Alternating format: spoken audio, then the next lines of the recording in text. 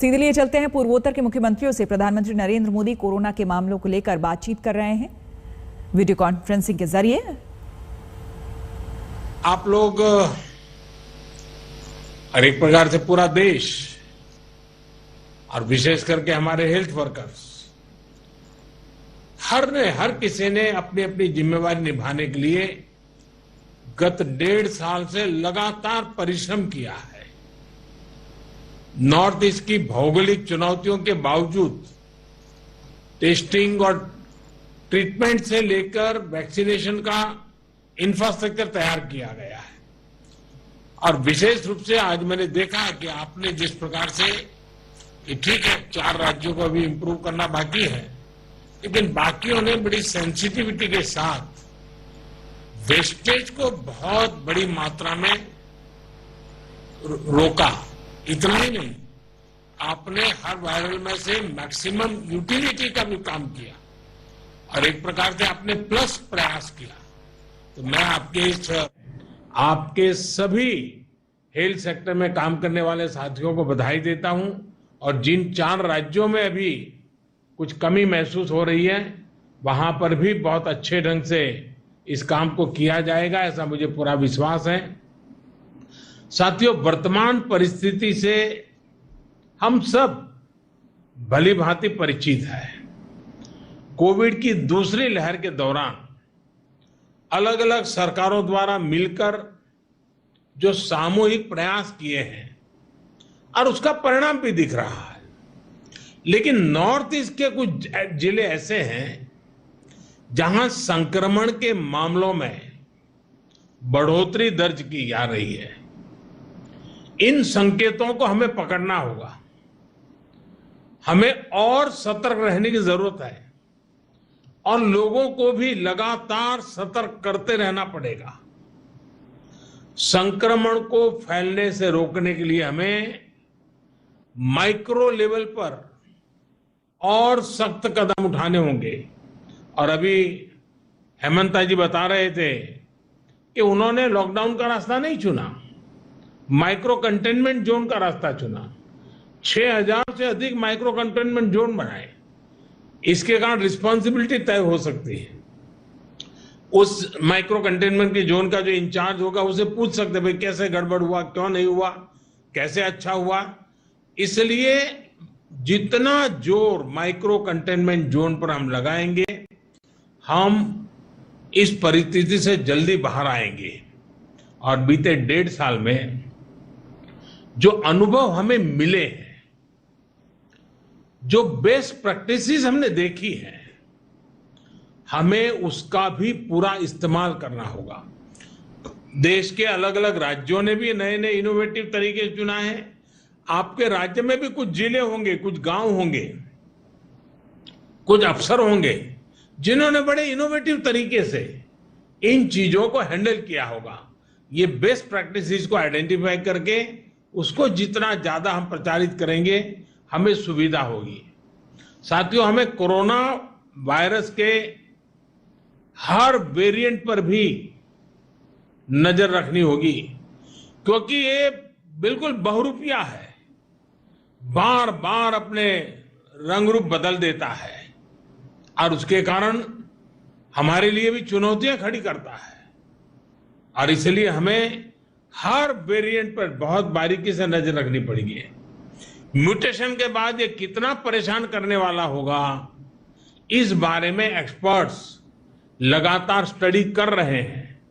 पूरी टीम हर बदलाव पर नजर कर रही है। ऐसे में प्रिवेंशन और ट्रीटमेंट ये बहुत जरूरी है। इन दोनों से जुड़े उपायों पर ही हमें हमारी पूरी शक्ति लगानी है, पूरा फोकस इन्हीं चीजों पे करना है। वायरस का प्रहार वो 2 गज की दूरी, मास्क और वैक्सीनेशन के कवच के सामने कमजोर पड़ जाएगा। और ये हम पिछले 1.5 साल के अनुभव से देखा है। वही टेस्टिंग, ट्रैकिंग और ट्रीटमेंट, इसकी जो हमारी रणनीति है, जो हमारा इंफ्रास्ट्रक्चर है, वो अगर बेहतर होगा तो ज्यादा से ज्यादा जीवन बचाने में हम सफल रहेंगे। ये पूरी दुनिया के अनुभवों से प्रमाणित हो चुका है और इसलिए हमें हर नागरिक को कोरोना बचाव के लिए बने नियमों का पालन करने के लिए निरंतर प्रोत्साहित करते रहना होगा। समाज के भी, सिविल सोसाइटी के लोग हो, धार्मिक समाज के जीवन के आगे मुखिया लोग हो, इन सब से बार बार ये बातें आती रहे, इसके लिए प्रयास करना पड़ेगा। साथियों, ये सही है कि कोरोना की वजह से टूरिज्म, व्यापार, कारोबार ये बहुत प्रभावित हुआ है, लेकिन आज मैं बहुत जोर देकर कहूंगा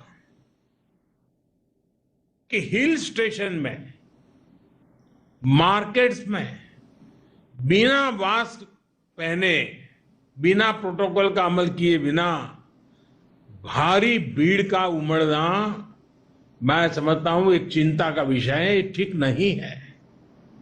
कई बार हम ये तर्क सुनते हैं और कुछ लोग तो बड़ा सीना तान करके बोलते हैं, अरे भाई तीसरी लहर आने से पहले हम एंजॉय करना चाहते हैं।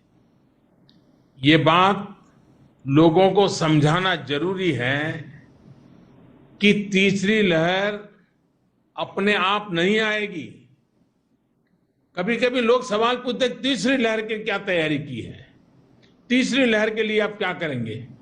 आज सवाल ये होना चाहिए हमारे मन में कि तीसरी लहर को आने से कैसे रोकना है, हमारे प्रोटोकॉल को चुस्ती से कैसे अमल करना है। अगर, और ये कोरोना ऐसी चीज है वो अपने आप नहीं आती है, कोई जाकर के ले आए तो आती है, और इसलिए हम अगर इन चीजों को बराबर सावधानी करेंगे तो हम तीसरी लहर को ही रोक पाएंगे। आने के बाद क्या करेंगे वो एक विषय है, लेकिन आते हुए रोकना ये प्रमुख विषय है। और इसके लिए हमारे नागरिकों में सजगता, सतर्कता, प्रोटोकॉल का पालन, इस पर हमने थोड़ा सा भी कॉम्प्रोमाइज नहीं करना है। और एक्सपर्ट भी बार बार ये चेतावनी दे रहे हैं कि असावधानी, लापरवाही, भीड़भाड़ ऐसे कारणों से कोरोना संक्रमण में भारी उछाल आ सकता है। और इसलिए ये जरूरी है कि हर स्तर पर हर कदम गंभीरता के साथ उठाए जाए। अधिक भीड़ वाले जो आयोजन रुक सकते हैं उनको हमें रोकने का प्रयास करना चाहिए। साथियों, केंद्र सरकार द्वारा चलाए जा रहे सबको वैक्सीन, मुफ्त वैक्सीन अभियान की नॉर्थ ईस्ट में भी उतनी ही अहमियत है। तीसरी लहर से मुकाबले के लिए हमें वैक्सीनेशन की प्रक्रिया तेज करते रहना है। हमें वैक्सीनेशन से जुड़े भ्रम को दूर करने के लिए सामाजिक, सांस्कृतिक, धार्मिक, शैक्षणिक जितने भी लोग हैं, जितने भी सेलिब्रिटीज हैं, सबको हमने जोड़ना है। हर एक के मुंह से इस बात को नीचे प्रचारित करना है और लोगों को मोबिलाइज भी करना है। अभी नॉर्थ ईस्ट के कुछ राज्यों में टीकाकरण को लेकर सराहनीय काम हुआ है। मैंने प्रारंभ में भी कहा, जहां कोरोना का संक्रमण फैलने का खतरा ज्यादा है वहां वैक्सीनेशन पर और भी बल दिया जाए। साथियों, हमें टेस्टिंग और ट्रीटमेंट से जुड़े इंफ्रास्ट्रक्चर में सुधार करते हुए आगे चलना है। इसके लिए हाल ही में कैबिनेट ने 23,000 करोड़ रुपए, भारत सरकार ने 23,000 करोड़ रुपए का एक नया पैकेज भी स्वीकृत किया है। नॉर्थ ईस्ट के हर राज्य को इस पैकेज से अपने हेल्थ इंफ्रास्ट्रक्चर को मजबूत करने में बहुत मदद मिलेगी।